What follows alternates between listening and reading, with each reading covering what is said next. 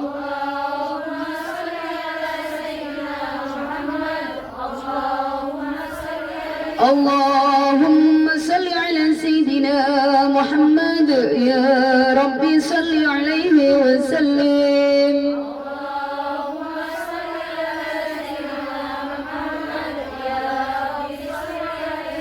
سبحان الله وبحمده سبحان الله العظيم سبحان الله وبحمده سبحان الله العظيم سبحان الله وبحمده سبحان الله العظيم سبحان الله وبحمده سبحان الله العظيم سبحان الله وبحمده سبحان الله العظيم سبحان الله وبحمده سبحان الله العظيم سبحان الله وبحمده سبحان الله العظيم سبحان الله وبحمده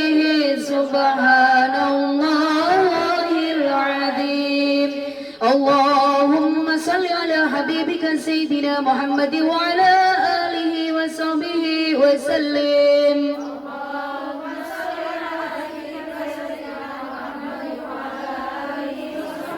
اللهم صل على حبيبك سيدنا محمد وعلى آله وصحبه وسلم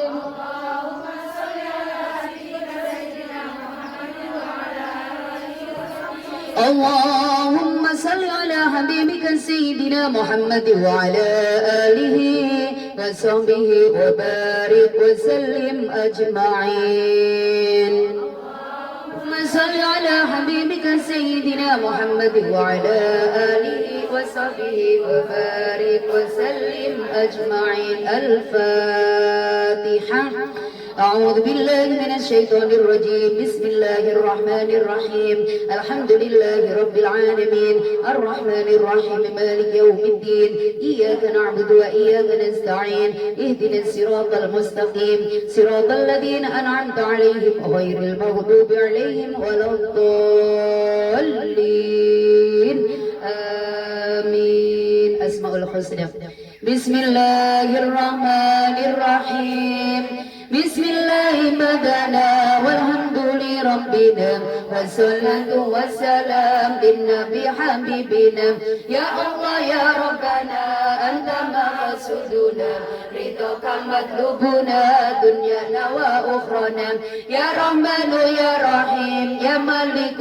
يا قدوس يا سلام يا مؤمن يا مهيمن يا عزيز يا جبار متكبر يا خالق يا بريء يا مصور يا غفار يا قهار يا وهاب يا رزاق يا فتاح يا عليم يا طبيب يا بسيط يا خفيض يا رفيع يا معز يا مذل يا سميع يا بصير يا حكم يا عدل يا لطيف يا خبير يا حليم يا عظيم يا غفور يا شكور يا علي يا كبير يا حفيظ يا مقيت يا حسيب يا جليل يا كريم يا رقيب يا مجيب يا واسع يا حكيم يا ودود يا مجيد يا بعيس يا شهيد يا حق يا وكيل يا قوي يا متين يا ولي يا حميد يا مسيء يا مبدئ يا معيد يا مهي يا مميت يا حي يا قيوم يا وجيد يا مجيد يا وحيد يا أحد يا صمد يا قادر يا مقتدر يا مقدم يا مؤخر يا أول يا أخير يا ظاهر يا باطن يا ولي متعالي يا بر يا تواب يا منتقم يا عفو يا رؤوف يا مالك مالك الملك ذا الجلال والإكرام يا مقسط يا جميع يا غني يا مغني يا مانع يا ضار يا نافع يا نور يا هدي يا بديع يا بقي يا وارث يا رشيد يا صبور عز جل ذكرهم بأسمائك الحسنى اغفر لنا ذنوبنا ولوالدينا وذريتنا كفر عنا سيئاتنا عيوبنا واجبر على نقصاننا وارفع درجاتنا وزدنا علما نافعا ورزقا واسعا حلالا طيبا وعملا صالحا ونور قلوبنا ويسر امورنا وصحح اجسادنا دائم حياتنا الى الخير قربنا عن الشر بعدنا والقرب رجاؤنا اخيرا نلنا المنى بلغ مقاصدنا واقضي هوائجنا والحمد لإلهنا الذي هدانا صل وسلم على طه خليل الرحمن وآله وصحبه إلى آخر الزمان. الفاتحة. أعوذ بالله من الشيطان الرجيم. بسم الله الرحمن الرحيم. الحمد لله رب العالمين الرحمن الرحيم مالك يوم الدين إياك نعبد وإياك نستعين اهدنا الصراط المستقيم صراط الذين أنعمت عليهم غير المغضوب عليهم ولا الضالين آمين. أعوذ بالله من الشيطان الرجيم. بسم الله الرحمن الرحيم. Yang itu adalah makamnya Nong Isa, laki-laki, beliau raja daripada bagian daripada Batam Lingga.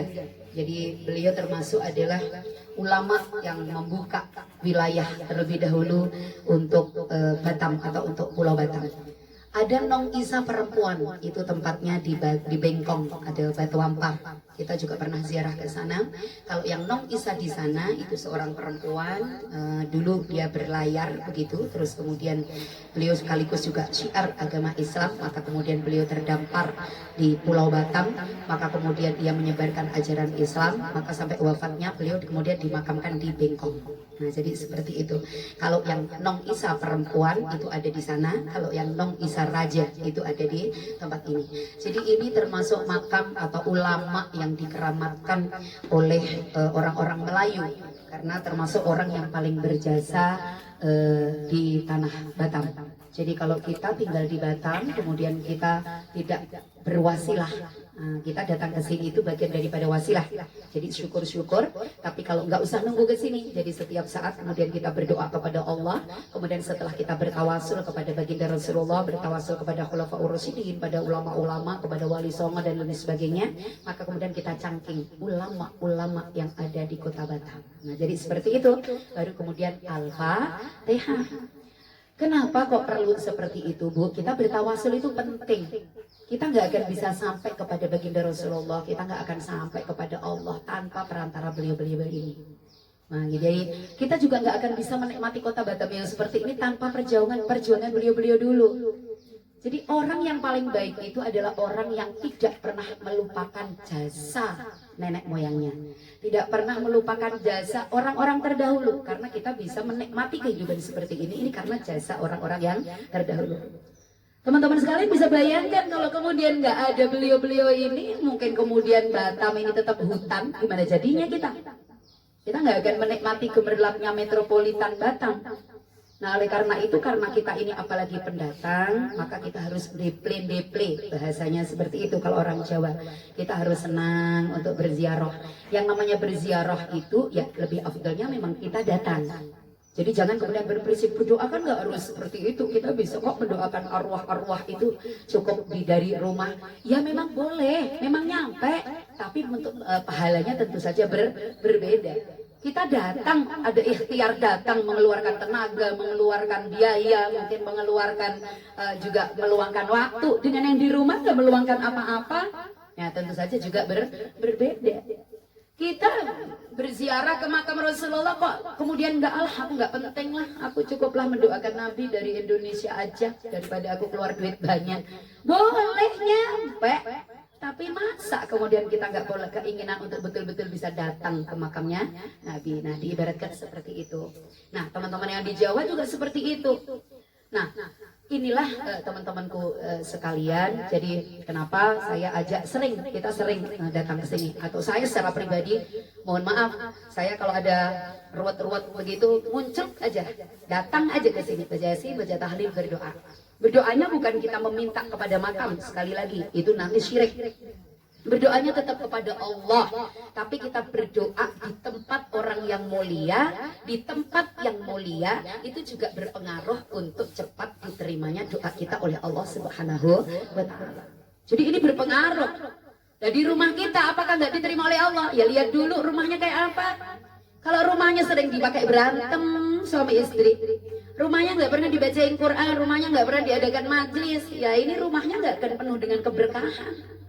Nah, oleh karena itu maka datang-datang di tempat seperti ini, karena yakin kalau kita di tempat seperti ini nggak mungkin kemudian orang melakukan kemaksiatan di tempat ini. Orang mau berantem di tempat ini juga ngapain berantem kok ke kuburan. Maka yang dipastikan orang datang ke kuburan pasti untuk berdoa, untuk membaca Al-Quran, untuk mendekatkan diri kepada Allah Subhanahu wa Ta'ala. Karena teman-temanku sekalian, begitu dulu saya masuk di Batam, maka kemudian saya sowan kepada salah satu sesepuh yang ada di Batam, maka beliau mengatakan salah satu tempat yang mustajab doa itu adalah di makamnya Nong Isa, yaitu di tempat ini. Nah, jadi nggak salah, tapi sekali lagi harus ditata niatnya, ya jangan mentang-mentang di sini makbul kemudian ibu di sini nggak pulang-pulang, ya kan? Tidak seperti itu. Artinya ini dijadikan sebagai wasilah. Nah itu wasilah. Wasilah itu apa? Wasilah itu jembatan. Wasilah itu jalan. Diibaratkan seperti ini. Kita mau datang ke Pak Rudi, kita mau datang ke wali kota, gitu. Terus kemudian tiba-tiba ibu hanya kenal-kenal aja deh dengan Pak Rudi, tapi Pak Rudi ternyata nggak kenal deh sama kita. Kasihan dia kan. Nggak taunya kita pede habis merasa kenal. Tiba-tiba kemudian kita datang ke Pemko, kemudian kita unyuk-unyuk mau sowan ke Pak Rudi. Kira-kira dipermudah atau dipersulit? Gak ada janji, gak pakai wasilah asisten 3 atau asisten 2. Tiba-tiba kita muncul sudah di ruang tamu, ditanya oleh protokolernya, ibu mau ketemu sama Pak Rudi, udah bikin janji belum? Lewat siapa, kepentingan apa? Pokoknya aku kenal sama Pak Rudi. Begitu protokolernya datang ke Pak Rudi, Pak itu ada yang mau ketemu Bapak. Memang siapa? Gak taunya gak kenal sama kita. Nah itu, kenapa kok bisa gitu? Karena gak nyambung. Tapi akan menjadi berbeda, kita akan sowan kepada Pak Rudi, tapi karena kita merasa diri kita nggak kenal, maka kemudian kita lewat orang lain. Siapa orang lain itu? Mungkin asisten beliau, atau ajudan beliau, atau keluarga beliau. Maka kemudian ketika kita sudah bikin janji, kemudian sudah diperkenalkan ke Pak Rudi, umpamanya seperti itu, maka ketika kemudian perjanjian itu kita lakukan, kita datang, maka kira-kira ditemui atau tidak? Nah itu baru seperti itu. Kita tiba-tiba mengaku kenal Allah, kita tiba-tiba mengaku kenal Rasulullah, merasa dekat, tapi nggak taunya cara kenalannya aja salah. Dan ternyata Nabi aja nggak pernah ngeliatin kita. Dan ternyata Allah itu juga nggak mau melihat kita. Mungkin karena ternyata cara kenalan kita dengan Allah saja karena makhluk. Pendekatan kita kepada Allah selama ini ternyata bukan murni yang sesungguhnya karena Allah. Nah Allah ternyata nggak sayang sama kita, Allah nggak jumpa, nggak kenal dengan kita. Nah, kok tiba-tiba kemudian kita mengaku kenal Allah, kira-kira kemudian kita nyampe nggak nih sama Allah? Nggak nyampe. Tapi kita deple-deple, jadi mulai dengan orang-orang yang solih, orang yang dekat-dekat dengan Allah, kemudian para ulama-ulama, nah maka nyampe kita begitu. Jadi lewat beliau-beliau yang dekat-dekat sama Allah Subhanahu wa Ta'ala. Dan pasti yakinlah Nong Isa ini adalah seorang raja yang dekat dengan Allah. Kok begitu? Buktinya beliau berhasil untuk menjadikan Batam seperti ini. Kalau bukan karena perjuangan beliau dulu, yakin Batam tidak akan bisa jadi seperti sekarang ini. Nah, Batam ini banyak banget wali-walinya Allah Subhanahu wa Ta'ala. Maka teman-temanku sekalian, saya secara pribadi berkeinginan, ini karena masih belum dalam kondisi COVID begitu, kemudian Batam itu juga masih dinyatakan zona merah begitu ya. Jadi memang belum diperbolehkan kita banyak mengadakan pertemuan-pertemuan. Maka saya berkeinginan jadwal daripada Hubul Mustafa kita gunakan sementara waktu untuk ziarah-ziarah. Jadi hari ini kita di sini, insya Allah. Cuma saya pengennya apakah diganti hari Ahad saja, begitu ya. Pokoknya setiap hari seminggu sekali kita ziarah begini sebentar, kurang lebih jam 11 kita udah selesai. Nah kita ketemu aja di tempat dan saya yakin teman-teman juga tahu. Yang bisa-bisa, artinya juga yang mau-mau untuk menjaga keistiqomahan majelis kita. Nah jadi seperti itu. Insya Allah yang minggu depan, jika diperkenankan dan jika teman-teman sepakat gitu ya diganti aja hari Minggu pagi. Tapi kalau tidak ya tetap Senin pagi. Itu kita ketemu jumpa kita di Sagulung.